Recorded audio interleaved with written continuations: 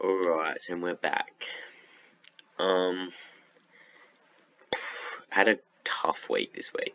Scored a 2048, which got a bit lucky in the end. I thought it was going to go a lot worse than that. Probably my worst round rank all year, maybe second to worst. Dropped about 80-ish spots, 70-ish spots. Kind of hurts a little bit, but still up there, still looking to get a hat this year, which is good. Dacos and Dawson, love it from them too. They're going to be the best 1 and 2 defenders all year. I said this last week, going to keep saying it, you have to get them in. Sicily, hopefully he's going to be top 6 as well. Really good week from him this week. Was a bit concerned with the role he's playing, but looks like he's back. Hunt, what else can you say about this bloke? One of the better cash gen options this year, and actually started with him, which was good. Ginby maxed out now, probably time to go. I'll explain why I'm thinking about trading him and if you guys should or not. What else can you really say about this guy? Shit game. Game didn't really suit him. I think he'll bounce back, but he's completely ruined his cash gen, so see what that means for the next couple of weeks. I'm not going to go into too many of these top players. Big score, love it. Gordon only had like 20-something% CBAs this week. Could be concerning, but most people do have him. It's definitely not your worst issue on the field, and if it is, well, then you're going absolutely guns, but highly unlikely. Caleb Strong, one of the best picks I've ever done at the start of the year. Probably be my side for the rest of the year, which we love. Will Setterfield, he did okay. He had to tag Dacos. I'm hoping he doesn't have these tagging rolls too often, because if not, he probably scrapes 95 to 100, which he'll take up until the buys, until you can trade him out for one of those top line guys. Warple 88, good again. What's his break even now? 53, so you probably still got another week of him. Especially with Day coming back, I just want to see what his role is going to look like. Not sure if Josh Ward's back in or not, even though he's playing on the wing a little bit. Ashcroft had less CBAs again. He's going to be up and down, but he's definitely not your worst rookie, so you'd hold. He's still got a little bit of cash to make. Dunkley, I actually didn't even watch this game. I don't really know what his issue was. I can't really speak on that too much. Hopefully it's just a bit of a down week. Connor Rosie, absolute gun, plays for the big games, and it was a big game, and he scored 133, so looking to be a bit of an up and down player. He's averaging, just under 100, which from a forward, he's probably still the top 6 forward at this stage. So I don't think there's any concern with Connor Rosie at all, even though he's had some down weeks. Same as Errol Gordon. I mean, his average has gone down quite a bit. So might have to monitor those ones. This is my big issue that I had. So I previously had Jared Witts, and he was laid out, and by the time I found out that he was laid out, I only could get to Brodie Grundy. It was good for the 1 week before he dropped an 80-something, because he had a 4-point quarter, and then he dropped to 54 this week. So,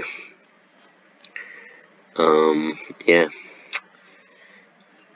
I want to trade him out, but I think my priority is to get rookies off the field, so I don't know. I'm not sure what I'm going to do about that guy. Ron Marshall, second best rucker behind English. Obviously no one's even looking at trading him out or anything like that. That'd be silly. Pedler, still got heaps of cash to make. I might not field him this week though. It was only because of situations. I'm probably going to be trading Mackenzie as well, so I'll show you what my team's looking like for next week.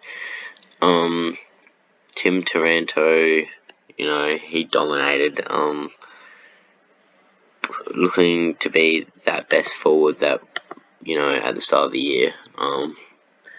We had all those options to pick, and if you went without Taranto and went all of the other ones, you'd probably hurting a little bit.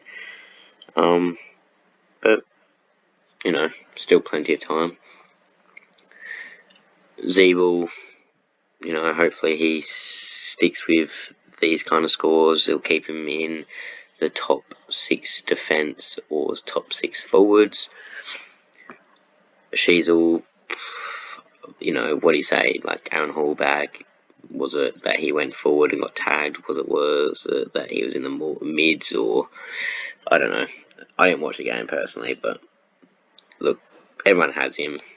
He's going to be a trade out eventually, I think. I just don't think it's right now. I think you got to hold. Chandler could hold for one more. Depends on his situation. His cash gen's basically finished, but if you've got more other priorities like me, I'll probably be holding him this week. Wilmot, another one. If you don't have any other rookies to get rid of Wilmot. Mitchell was a great trade, and I went him over Roberts, and it worked wonders. Still has like a minus 13 break even this week after going up 51k already, so love that. Tom Green back this week. Most people have him or held him, so it's not really a big concern. Ollie Hollands, I thought I was going to have to trade him out this week, but he pumped out a good score, and he's still got probably a week or two of cash generation. Fergus Green, I said it last week, he had a resurgence. He's back to making cash, which is good. His break-even is back down to 8, so he should be well and truly into the 400Ks next week. Alan Davey, he's done as well, but, if you can get 340k to the person you want, do it. I can't, so I will be holding him, unfortunately. And on that note, I'll show you what my plans are. So I've restructured my team. So that's going to be my back 6. With trading out Ginby to Chincotta and Mackenzie to Will Day.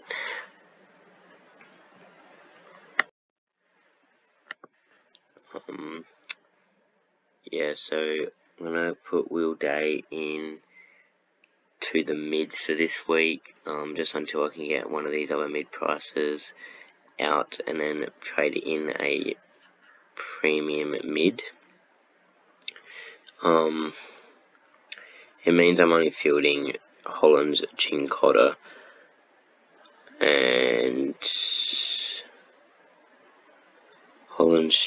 Ashcroft, and Sheasel. So only the 4 rookies, 2 of them which everyone will have, which is ideal.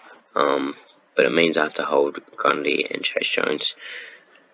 Look, I think my team still looks really good. I think I could have a massive week this week if Grundy decides to go 80 plus and Chayce Jones decides to go a decent amount. I really have faith in Chincotta. I think he could be, like, he's a mature age, so you could technically count him as not a rookie. I mean, I know it was his first game or whatnot, but he looked really good, and I think his job security is pretty good as well. So he's got a minus 9 break even, so he should, even if he has a couple bad scores, should continue to make cash for about 4 weeks. So yeah, I think he's the #1 rookie trade in this week if you don't have some of the others, other than maybe Mitchell, but look, Chincotta's probably ahead of Mitchell as well. Don't know if Mitchell will play this week, hopefully he plays. Now for you guys, I would look to get to Will Day as much as possible. I think he's just too much value to not. He's got a 46 break even, so you know he goes to 90 and then he's almost into the 800Ks.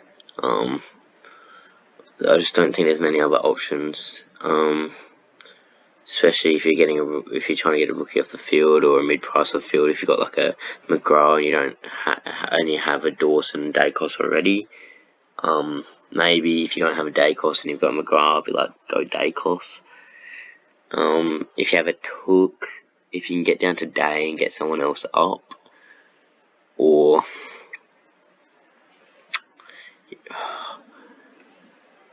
it depends on what you need for your certain team. Like, the idea of the game is to get rookies off the field, so that would be the number one priority, I'd think. That's why I'm not trading out Brody Grundy, so hopefully you guys are able to do that. If you're not able to do that, I'd look to just fix up your bench, your cash generation, or fix up a McGrath or a Grundy, or I don't know who else is struggling. I know a premium that's not going very well, but I think that's all that I can really talk about this week. It's a pretty straightforward week. There's not too much carnage at the moment. It is only Wednesday, so many things can happen. The good thing about this week is that there's not a Thursday night game again, so I won't have footy training and I'll actually be able to sit and look at the teams before making my trades. So that should help me. Yeah, look, I'll answer if you guys got any questions and want to chuck in the comments. I'll answer them, but I think it's a pretty straightforward week this week. If you can get to Will Day and get a rookie off the field, that's your number one priority, I think. Yeah, well, hopefully you guys all smash it this week, and hopefully I bounce back, and I'll be seeing you guys next week.